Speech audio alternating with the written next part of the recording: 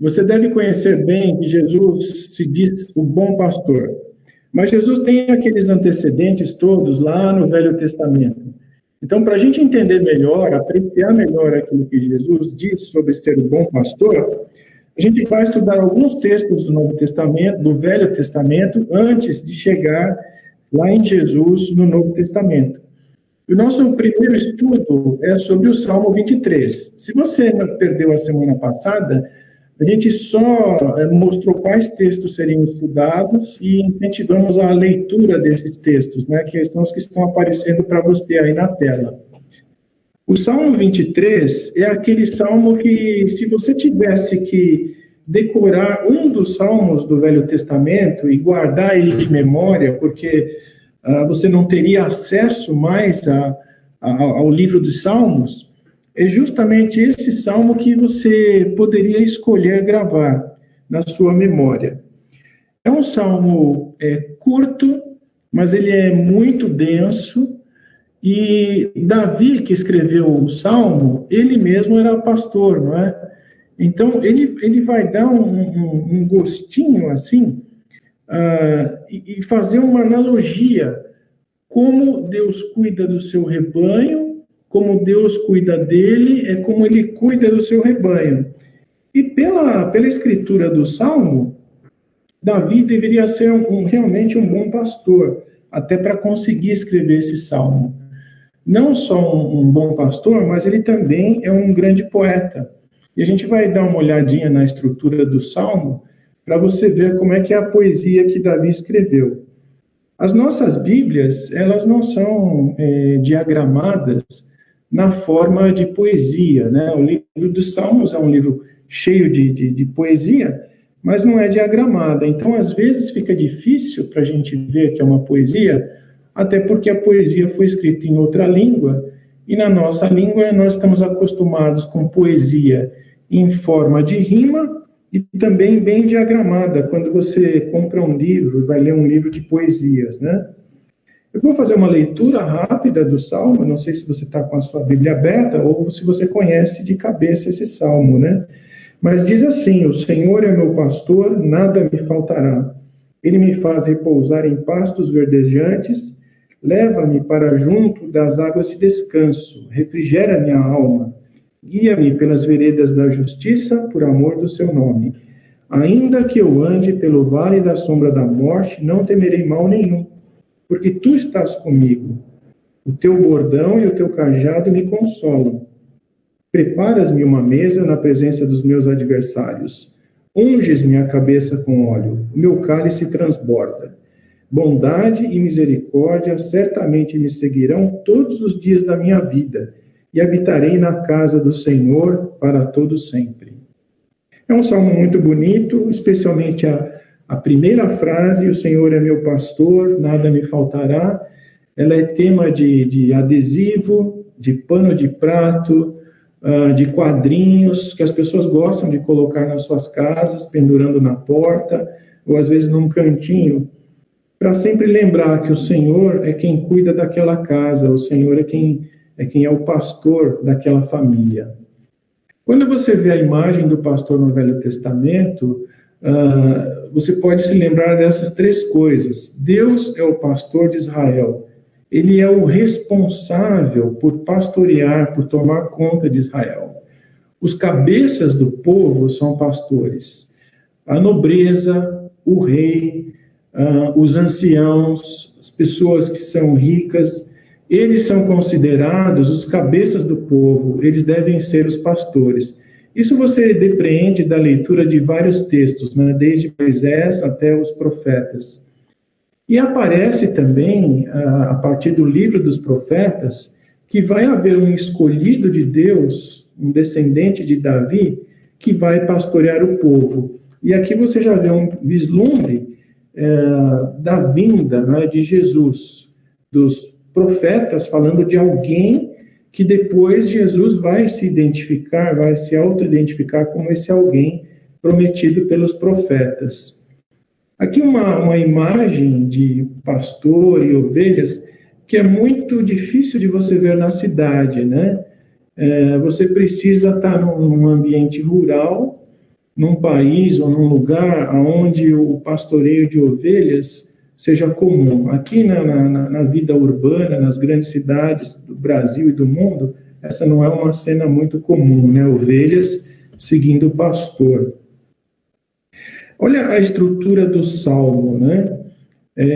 Você tem uma estrutura que ela vai crescendo desde o primeiro versículo. Se você está olhando aí a apresentação que a gente está fazendo, começa dizendo: o Senhor é o pastor, nada me falta. Se Deus é o meu pastor, eu não preciso de mais nada.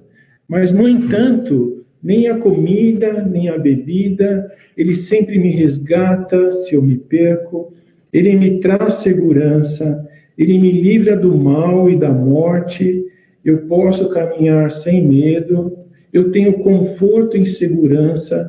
Depois aparece novamente comida e bebida, e finalmente bondade e misericórdia faz par lá com o primeiro verso, quando o Senhor é meu pastor. Então, os versos, eles são apresentados em pares, né? O Senhor é meu pastor, faz par com bondade e misericórdia, o nada me falta, comida e bebida. Depois você encontra, prepara-me uma mesa na presença dos meus inimigos, faz um outro par. Depois você tem o resgate e segurança, fazendo outro par, com conforto e segurança novamente. E bem no meio do Salmo, você tem a ideia central: tu estás comigo, eu posso viver sem medo, eu ando pelo vale da sombra da morte, e eu não preciso temer, porque o Senhor está junto de mim. Normalmente, muitos textos que são apresentados na forma de poesia, você nota isso também nas parábolas de Jesus, uma montanha, chegar num pico e começar uma descida. É assim que funcionam várias das poesias, várias das parábolas, vários dos escritos dos profetas, eles seguem esse tipo de estrutura, né? Davi, sendo um pastor, ele usa uma linguagem que é uma linguagem do dia a dia, de coisas que ele presencia, de coisas que ele vive, né? Não é um salmo assim que a gente diria num mundo ideal ou um tipo espiritual. Ele é muito dia a dia, de coisas que acontecem com ele. E ele usa esse dia a dia de coisas reais que acontecem com ele para escrever o Salmo, né? E daí você vê que ele é um bom poeta. Se você perceber as boas poesias, as boas músicas, porque a música também muitas vezes é uma forma de poesia, ela é muito boa, você gosta dela quando ela retrata, quando o autor consegue retratar uma realidade que você está vivendo ou que a sociedade está vivendo. Então, o Davi, como poeta, não é diferente. Ele é um poeta genial porque ele capta, dentro da sua vida, dentro da estrutura da sociedade dele, ele consegue transformar aquilo em algo bonito, numa poesia. Então, quando ele diz: o Senhor é meu pastor, nada me falta, essas ideias vêm à mente dele. O pastor, ele enfrenta animais selvagens, ele enfrenta cobras, tempestades de areia repentina, dependendo da região onde ele está, né? Escassez de água, às vezes o pastor tem que andar muito até encontrar água para as ovelhas. Se ele anda próximo a rochedos, às vezes tem rochas soltas que podem cair e atingir ele ou o rebanho. Às vezes você tem região onde você tem um calor muito grande, e o pastor tem que enfrentar tudo isso. E ele diz: olha, o Senhor é meu pastor, em todas essas dificuldades eu consigo suportar, eu consigo vencer. O Senhor é meu pastor, nada me falta. Ele fala que Deus me faz repousar em pastos verdejantes. Não preciso eu procurar um lugar bom para eu ficar. Deus me traz comida, bebida. Ele é como o pastor que resgata a ovelha quando a ovelha se perde. Quando a ovelha tem medo do mal, da morte, quando aparece um animal selvagem que quer atacar o rebanho, o pastor protege o rebanho.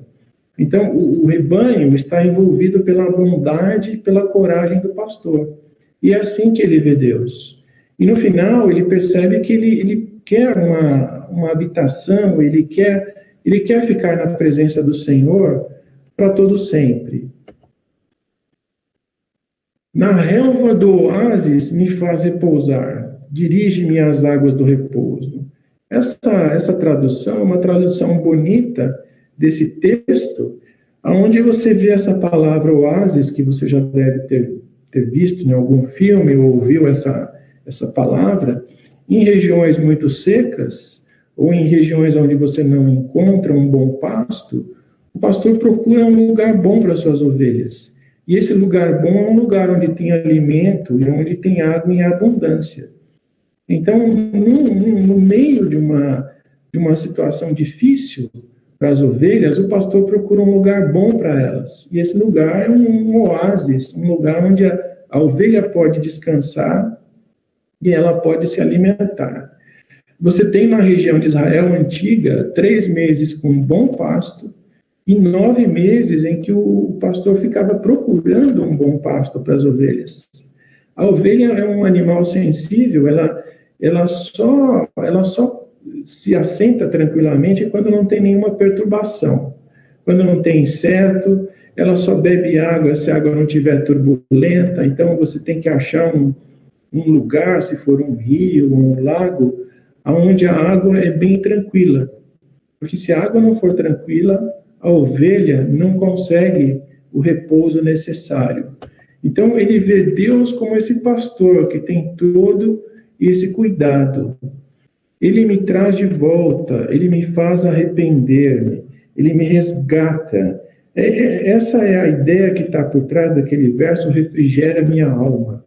É um verso onde Davi está dizendo, Deus me traz de volta quando eu erro o meu caminho.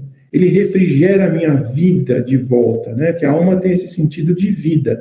Ele traz a minha vida, ele me faz viver novamente quando eu me desvio do caminho e eu fico numa situação muito complicada na minha vida.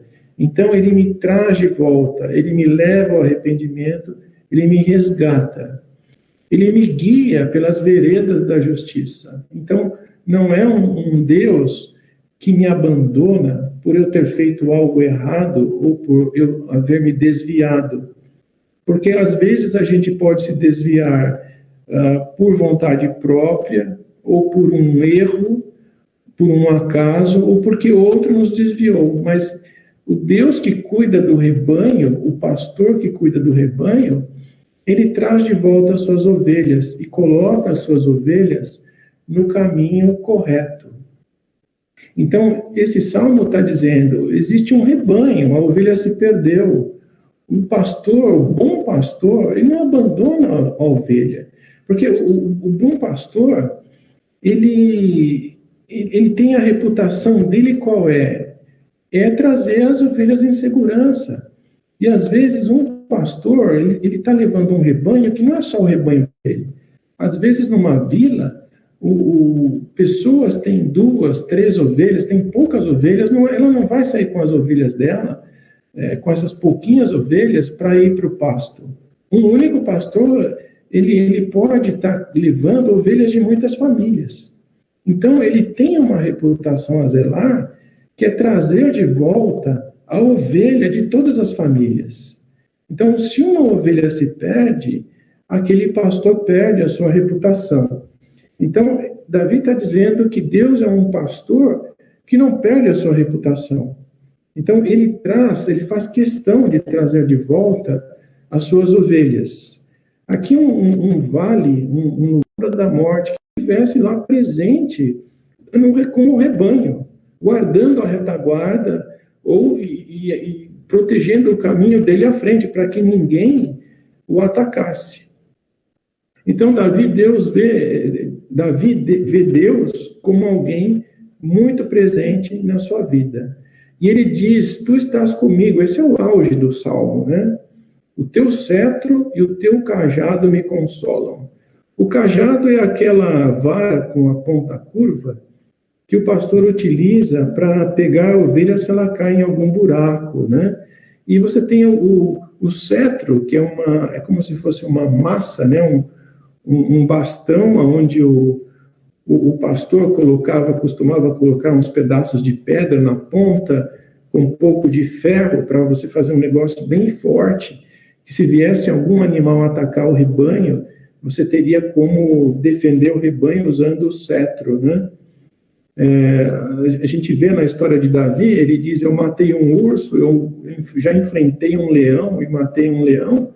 Se ele era pastor, provavelmente ele estava usando um cetro, e o animal selvagem veio atacar o rebanho dele, e ele não teve dúvida, ele usou o cetro e ele conseguiu até matar o animal. Então, o pastor bem preparado, ele protege o seu rebanho. Preparas-me uma mesa na presença dos meus inimigos, perfumas a minha cabeça com óleo, o meu cálice transborda. Aqui tem uma imagem muito sutil, eu acho que pouco notada, porque ele diz que Deus prepara para ele uma mesa na presença dos inimigos. Os inimigos ficam raivosos, mas quem prepara a mesa é Deus, e a mesa é uma mesa farta para ele. Ele fala, essa mesa é muito farta, porque mal o meu cálice esvazia, e já tem alguém me servindo, e o meu cálice volta a ficar cheio, o meu cálice está cheio. E o que tem de sutil aqui é que na sociedade antiga, quem sempre serve a mesa é a mulher, o homem não serve a mesa. O homem caça, mas quem prepara a caça é a mulher, são as mulheres da família. E aqui ele vê Deus preparando uma mesa, uma figura, assim, olhando para Deus como alguém que fosse uma pessoa que está servindo, né? Como se fosse a mulher servindo a mesa. E se você lembrar um pouco, em Gênesis, Deus disse que criou o homem e a mulher à sua imagem e semelhança. Então, é um salmo interessante, muito sutil essa frase de Deus preparando uma refeição para ele, e sendo que no mundo antigo, um mundo eminentemente machista, um homem jamais prepararia a refeição. Bondade e misericórdia me seguirão todos os dias da minha vida, e habitarei na casa do Senhor para todo o sempre. Aqui, o Senhor está com ele todos os dias da vida. Ele está na retaguarda do rebanho, o Senhor me acompanha. Agora, habitarei na casa do Senhor. Olha que interessante essa frase. Onde é a casa do Senhor? Porque se você ler a história de Davi, na história de Davi não tem a casa do Senhor, porque a gente pensa a casa do Senhor, o templo. O templo vai ser construído em Israel pelo filho de Davi, Salomão. Davi vai chegar ao final da vida, vai encarregar o seu filho Salomão de fazer a construção do templo. Mas ele mesmo não vai ver provavelmente nem o início da construção do templo. Então ele vai morrer antes, ele já está bem idoso quando ele passa o reino para o seu filho Salomão. Mas ele diz aqui no Salmo, habitarei na casa do Senhor para todo sempre. Aqui há também essa frase estranha, para todo sempre, porque ela dá a impressão de eternidade. Então, aonde é a casa do Senhor? Como eu vou habitar na casa do Senhor para todo sempre? Quer dizer, que tipo de intuição teve Davi para escrever esse finalzinho do Salmo? Aí uma frase que me parece onde vem uma inspiração divina, né? Que a proteção divina ela vai ultrapassar as limitações dessa vida. Deus é visto como um pastor mas ele não pode ser visto como um pastor totalmente humano. Quer dizer, toda analogia que a gente faz para entender quem Deus é, ela sempre será imperfeita. E eu não sei, parece que talvez Davi tenha consciência disso. Então, o finalzinho é algo que vai além da esperança dessa vida, além de ter o cuidado nessa vida, porque Davi foi um rei muito próspero, seu filho Salomão vai ser muito mais próspero do que ele, mas todos eles já se foram há muito tempo. Mas o Salmo permanece trazendo uma esperança que vai muito além da vida de Davi. De maneira que todo aquele que lê esse Salmo, depois que Jesus veio, esse finalzinho, ele adquire um significado novo, um significado que eu acho que talvez vá além daquilo que Davi imaginou quando ele escreveu o Salmo. Quer dizer, habitarei na casa do Senhor para todo sempre. Essa, no fundo, é a esperança de todo cristão. Davi viveu muito tempo antes de Jesus, né? 1000 anos antes de Jesus, mas a esperança final nesse salmo, ela só vai se concretizar quando Jesus vem. Após a ressurreição de Jesus, aí nós começamos a entender melhor essa ideia de habitar na casa do Senhor para todo sempre. Obrigado por sua atenção. Semana que vem a gente vai olhar um texto no livro de Jeremias. Você continue ligado aí no seu Facebook. Daqui a pouco nós vamos voltar com a pregação e hoje eu estarei pregando. Você está convidado. Obrigado. Até daqui a pouco.